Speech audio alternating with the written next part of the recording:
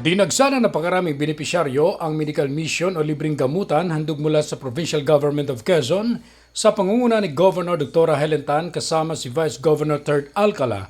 Ganon din ang kakabarikatan sa bayan ng Infanta na si Acting Mayor L.A. Ruanto kasama mga sa konsyal ng bayan na ginanap sa Covered Court ng Barangay Dinahican, Infanta, Quezon nitong araw ng Huwebes, Marso 6, 2025. Ikinagalak ng mga residente ang inisyatibong programa ni Governor Tan na taon-taon nitong isinagawa sa bawat babayan sa lalawigan ng Quezon. Na ang kalinga sa mamamayan libreng gamutan o medical mission na madami ang nakikinabang nito pati sa ang sulok ng probinsya.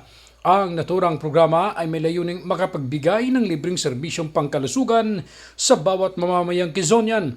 Sa pagsasakatuparan ng serbisyong ito, naging katuwang nito mga opisyalis ng pamahalaan, mga private doctors at mga espesyalista na nagmula pa sa ibang lugar sa Pilipinas. May kabuang bilang na may 2,000 na mga benepisyaryong nabigyan ng libreng gamot at nahatiran ng iba't ibang serbisyong pangkalusugan gaya ng medical consultation, dental extraction, minor surgery, FBS, laboratory, ultrasound at ECG. Meron pang libreng lugaw at pandesal habang nakapila ang mga pasyente. Samantala, asang patuloy na lilibot ang medical team sa bawat sulok ng lalawigan upang masiguro na lahat ng Quezonian ay mahatiran ng libreng serbisyong pangkalusugan.